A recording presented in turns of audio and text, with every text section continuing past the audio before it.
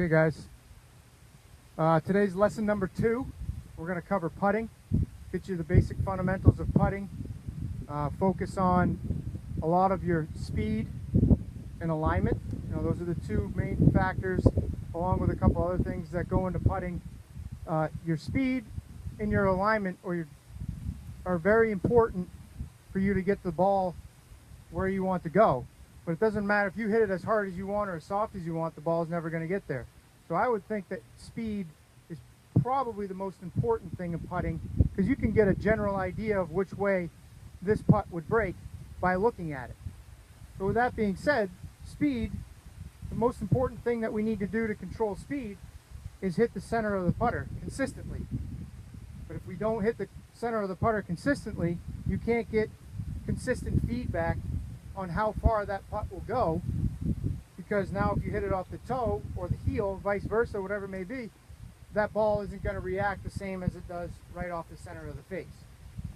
Some things that can affect the center of the face is your hands in the stroke or the path, which way you come into the ball. It could be outside to in, or inside to, or out, or releasing it like an arc. So it depends on your putting stroke 1, your path 2, but we've got to get that ball hitting the center of the face consistently. Okay, and there's a couple of things that you can do. Alignment is one of them.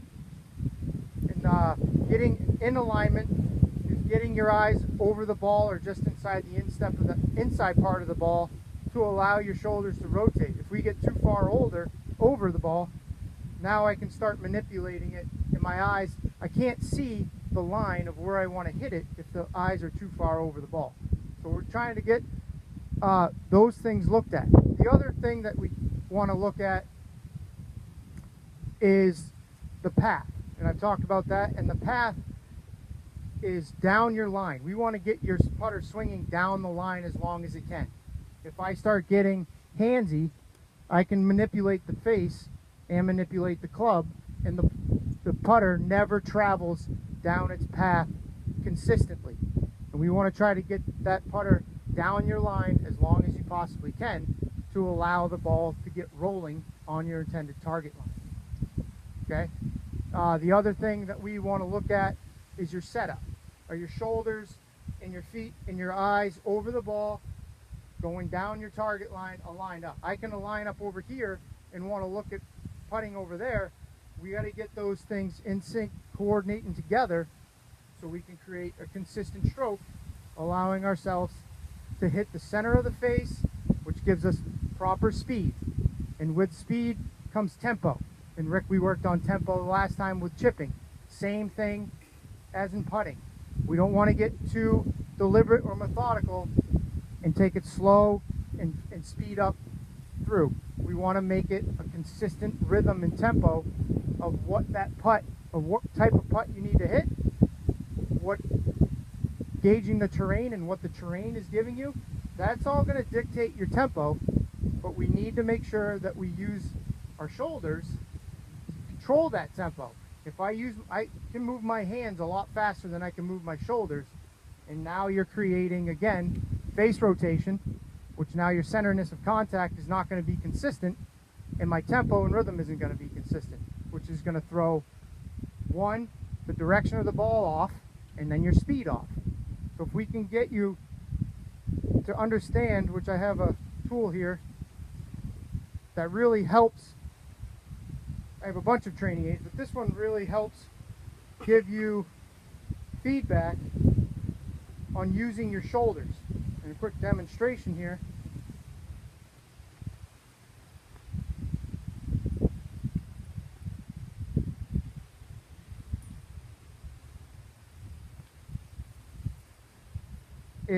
So this is the Cameron Cube. Oh, I got it. Thank you. The Cameron Cube just puts on the front of your putter and sticks there, and it gives you an indication of, if I use my hands, see how I use my hands and the ball rolls out of the back of the putter. Or if I use my hands to flip it, I don't get any energy. There's no consistent speed on that. What we want to do is, if we use our shoulders back and forth, and I didn't do that, back and forth. See, I'm using my shoulders to control this putter. Now the ball stays in there. I'm creating a nice fluent stroke that's got good timing and rhythm, and then as I release it, I release the putter down the line. Okay? But if I use my hands, now I can manipulate. The ball falls out of the Cameron Cube and doesn't go where you want it to go. So it's a good training aid, especially if you close your eyes and really focus on keeping that ball in there and feeling your shoulders controlling the stroke. Your shoulders are controlling the stroke of keeping the ball in, and as you can see, everything is moving together. My shoulders are controlling the stroke, which is going to create consistency with face contact and path. Second, we start getting ourselves manipulating the ball or the stroke, now you're going to create inconsistency between both speed and distance. So, excuse me, speed and accuracy. What's that little thing called? This is called the Cameron Cube. So it's a really good training aid. It's good. It gives you really good feedback on what you're doing and how you can control your stroke with your shoulders. And then that's the same thing as the pendulum putting rod that you were just watching me get together. The same concept. Pendulum putting rod, excuse me. Skip, I'll have you hold this now.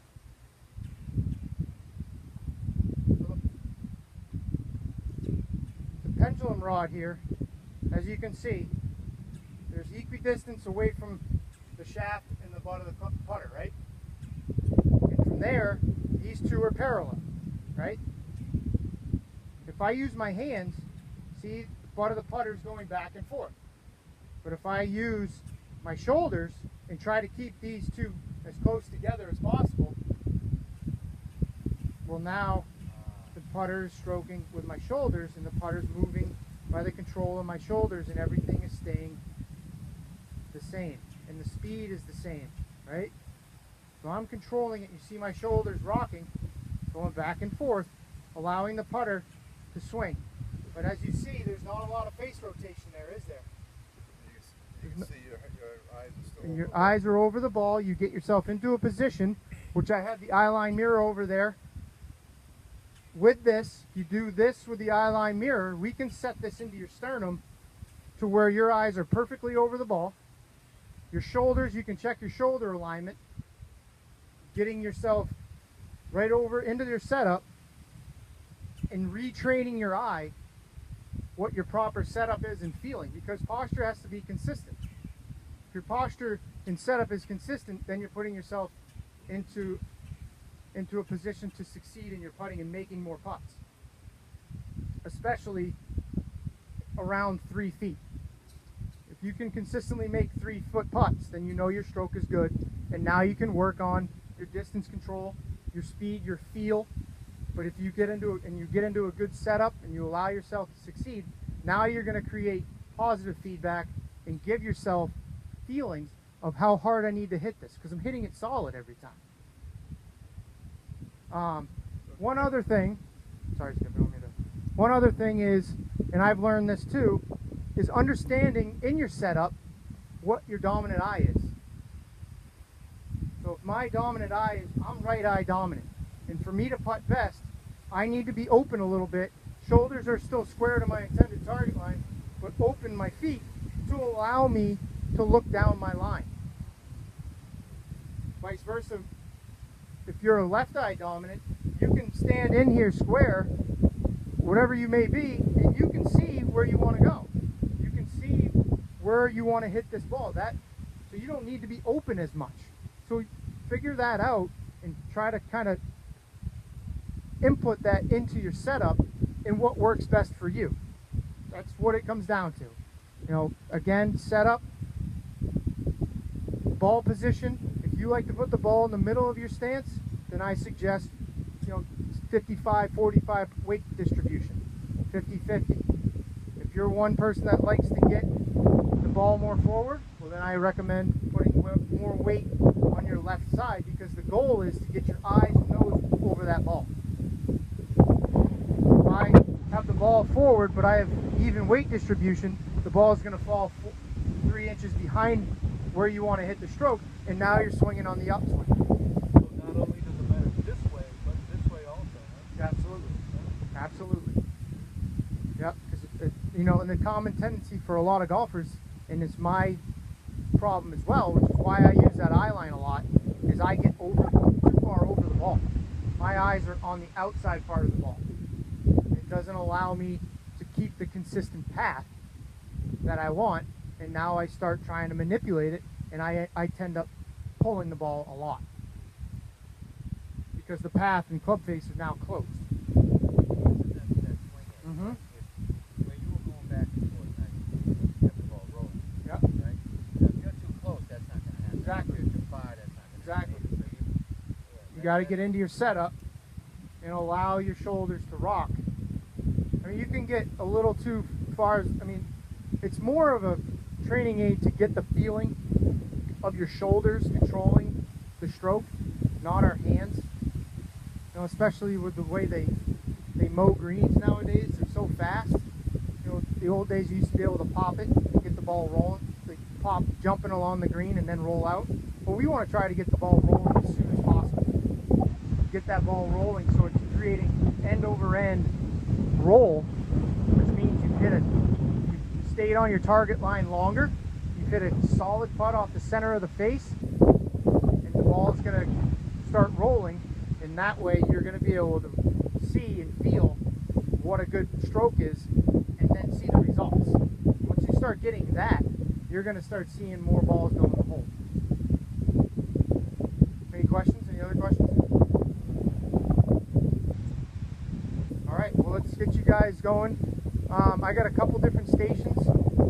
I got anybody who wants to use this. I also have an orange whip putter, which helps with rhythm and tempo, but also centerness of contact because it's got a moon-shaped face. So you have to hit it off the center of the face, or it's not gonna. I just have one question. Yeah. You brought up a 3-foot putt. You're going to make those consistent. Mm-hmm. Now, if these guys consistently made those 3-foot putts, they wouldn't have to keep asking me to give them. Exactly. Right. They wouldn't be begging. They wouldn't be begging for 3-footers. How am I supposed to make any money? I'm going to try the all right. Okay.